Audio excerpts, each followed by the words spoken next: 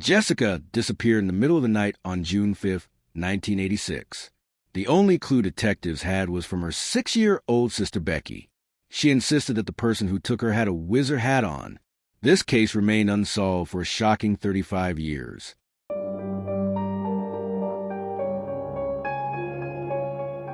Jessica was born on December 3, 1981, in South Carolina. She was the youngest in a family of 4 children with 2 sisters and a brother. Shortly after she was born, her parents divorced, leaving her mother to raise all 4 children on her own. They lived together in a small town called Edmond, South Carolina, not far from the state capital. Being on her own, their mother, Debbie, found it hard to provide everything without help. This, however, helped the family grow closer. When Debbie had to work, the older kids helped each other watch Jessica when she was off. However, Debbie tried to come up with something fun for all of them to do together. On June 5, 1986, her family was spending a typical summer day together. Jessica and her siblings were playing out in the yard while their mother completed tasks in the house. That evening, they ate dinner together, like a typical family, and Debbie put her kids to bed. Typically, Jessica slept with her mother because she was the youngest, but that night her brother had an earache, so he slept with her instead. Her oldest sister slept in a separate bed while Jessica shared a bed with the other.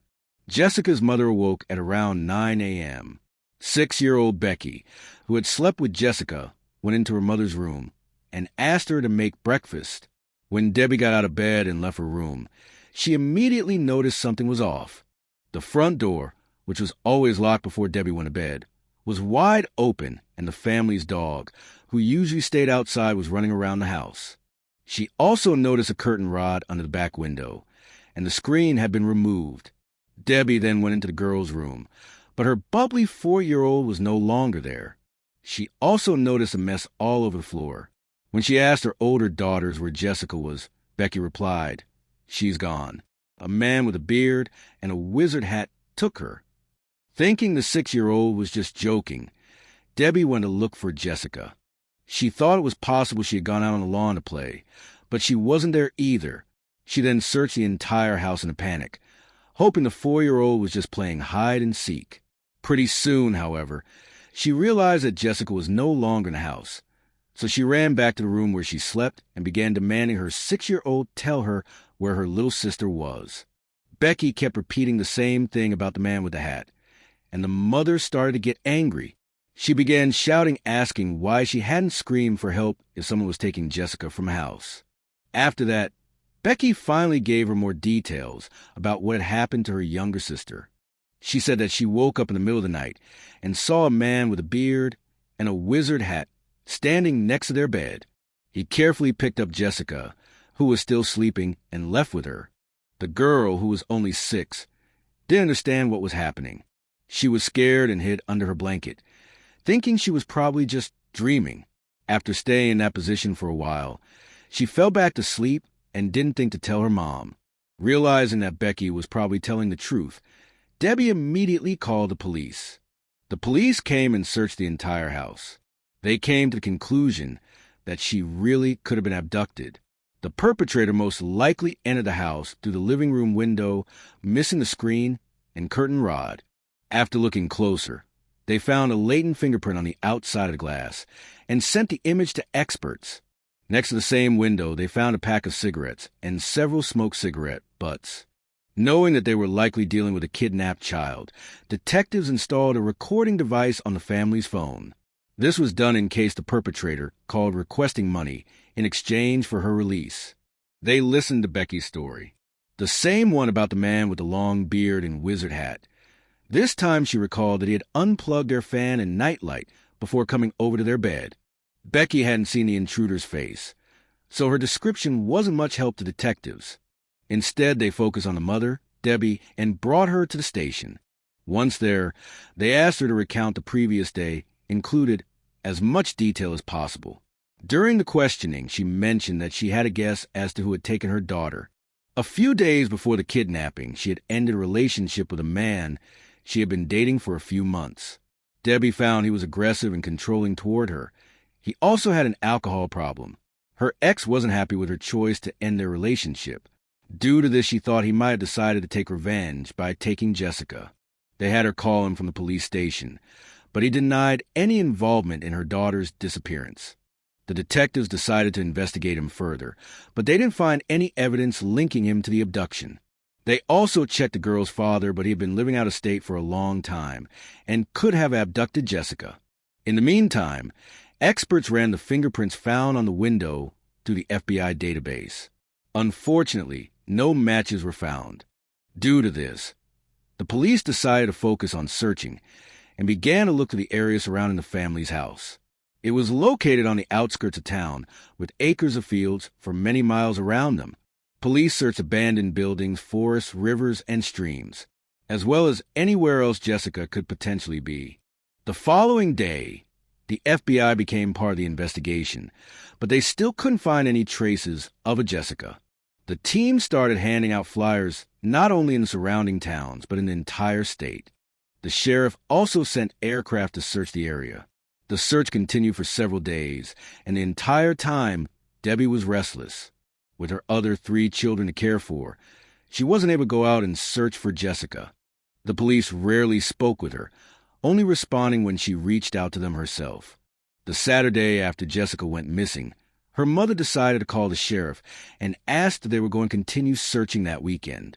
She was beside herself with grief, and the conversation became heated. She accused the sheriff of wrongdoing and having a lack of interest in finding Jessica. He responded that he had been searching for Jessica all night. He also warned that if she kept accusing him, he would call off his team, and they would all forget about this case. Since the family's phone was still recording everything, she saved this recording. Debbie continued to believe that the police weren't doing enough to find her daughter. So, she was slowly losing hope of finding her alive as each day passed. This went on for several months, until there was an unexpected twist in the case. 10 weeks after the young girl disappeared, the police faced a series of crimes. A local man broke into someone's house, but the owner used a weapon to scare him off. Then, the man drove to North Carolina, where he broke into the home of a sleeping woman and assaulted her. Not long after this incident, the man was arrested, and his fingerprints were entered into the database. Once they were in, detectives got a full match. His fingerprints matched the ones left on the window in the missing girl's house. The man was then 27-year-old Thomas McDowell. As soon as Debbie learned about this, she immediately told the police. She knew this man. She had met him through relatives, and just a few months before her daughter's disappearance, she had hired him to do some work on the house. During the 2 days he spent at their house, he had built a shed and repaired an awning over the porch. It was also known that McDowell had a beard and always wore a tall cowboy hat. This led to the belief that Becky, who briefly saw his sister's abductor, might have mistaken the tall cowboy hat for a wizard hat, similar to the ones kids might see in cartoons. There was one big problem for the detectives. Despite the fingerprint match, it was decided that the evidence was insufficient to press charges. They still hadn't found the young girl's body, so they couldn't be certain she wasn't still alive. The presence of McDowell's fingerprints could also be explained away by the fact that only a few months before the abduction, he had done work on and around the house. Although such a possibility was quite unlikely, while inspecting the house, forensic technicians noted that the fingerprint appeared to be fresh.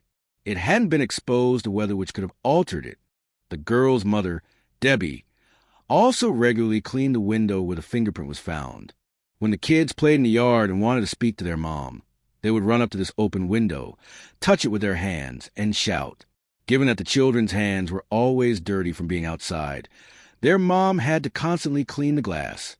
McDowell had been working around the house 6 months before the disappearance, and there were no other fingerprints found on the window at the time of the investigation. It was almost impossible for the man to have left the print then, because it would have been wiped off. Jessica's mother also offered another interesting fact. She remembered that when McDowell worked on her house, she accidentally locked herself out of the house. As a result of this, she had to climb through the same window. She stated McDowell had seen her do this. However, all of this information still didn't convince the police. Due to this, they continued to believe that there wasn't enough evidence against the man to press charges. In 1987, McDowell was convicted of assaulting the woman whose home he broke into and was sentenced to 10 years in prison. The girl's mother, Debbie, was devastated by the fact that the police refused to charge him with the abduction of her daughter, but there was nothing she could do about it. That same year, something else happened. McDowell's cellmate contacted the police and told them he had confessed to them about taking the girl. According to McDowell, he took a girl in South Carolina from her bedroom to assault her. While he was committing this horrific crime, Jessica bit him, and in a fit of rage, he killed her. He stated he dismembered the remains, took them to a field, and then left them there. Detectives in the case went to the prison to speak with him. McDowell didn't even bother to deny the facts. He said he was willing to confess if he was given full immunity. The detectives clearly couldn't agree to terms like these. So, once again, the team comes up empty-handed. Learning that McDowell had escaped punishment, his cellmate wrote a letter to the victim's mother and told her the story. Once again, the poor woman was devastated by the fact that McDowell was allowed to evade justice, but there was still nothing she could do about it. Frustrated by the lack of action, the mother decided to conduct her own investigation. At one point, she discovered an abandoned car that had previously belonged to McDowell and inspected it. On one of the seats, Debbie noticed threads and fabric fibers that matched the color of her daughter's pajamas, the ones she was wearing the night of her disappearance. The police still didn't rush to pursue this new lead. The fact that the mother of the victim, without any special equipment of knowledge of forensic science, found fabric strands inside some car seemed strange to them. In 1987, something else happened. Police from Kansas contacted local detectives and reported that they found a girl fitting the victim's description. Debbie immediately flew there, but her hopes were instantly crushed. When she came to see the girl, just hearing her voice from the hallway was enough for her to realize it wasn't Jessica. Over the following years, the mother gave several interviews where she accused the police of ignoring the obvious suspect, but it didn't lead to any significant results. In 1990, the case was featured on a popular television show about unsolved cases. This led to a new round of tips, but they all turned out to be dead ends. A year later, the girl became the first missing child of South Carolina that had an age-progressed photo produced.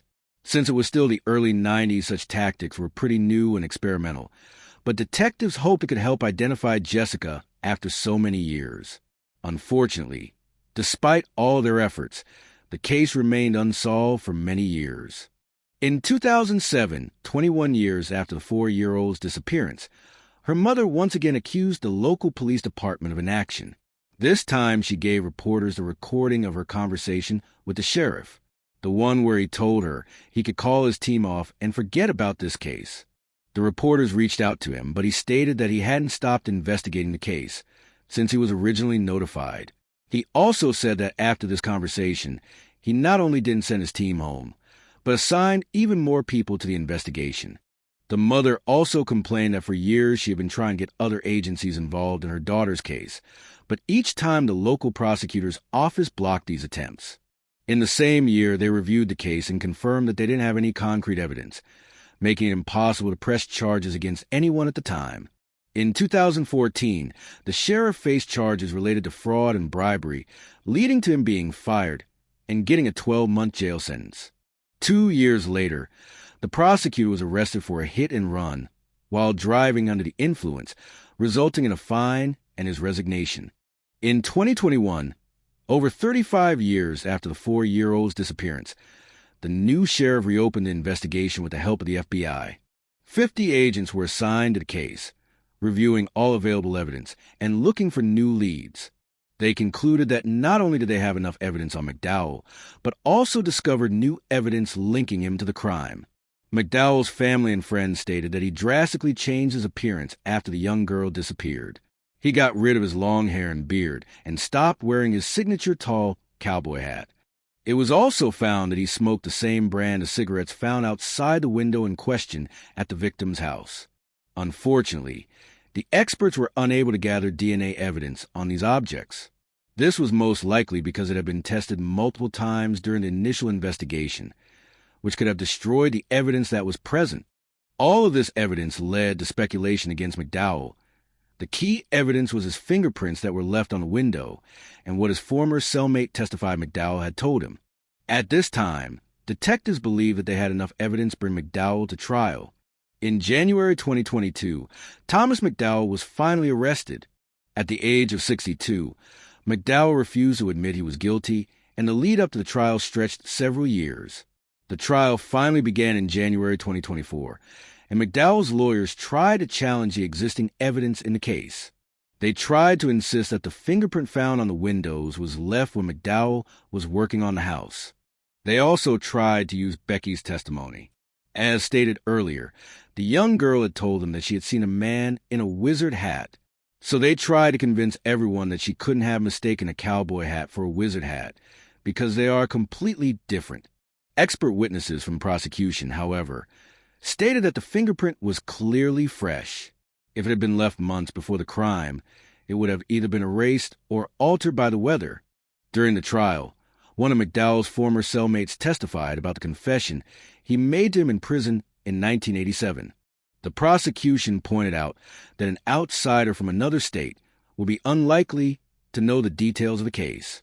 During those years, McDowell even told detectives that he was willing to confess if he was given full immunity, which was obviously not an option. The trial finally ended on February 8th, and the jury found McDowell unanimously guilty. At 63 years old, he was sentenced to life in prison. For Jessica's mother, Debbie, who had been convinced of his guilt from the beginning of the investigation, the outcome of this case gave her conflicting emotions. She was glad that McDowell was finally held responsible, but said that he could have been arrested 36 years ago. Instead, the detectives allowed him to live a long life before facing justice. She still couldn't come to terms with the fact that Jessica's remains were never found. The new sheriff, along with Debbie, refused to give up and will continue the search. The chances of finding her daughter, however, after almost 40 years are very low. Don't forget to subscribe, like, and turn on the bell for more content.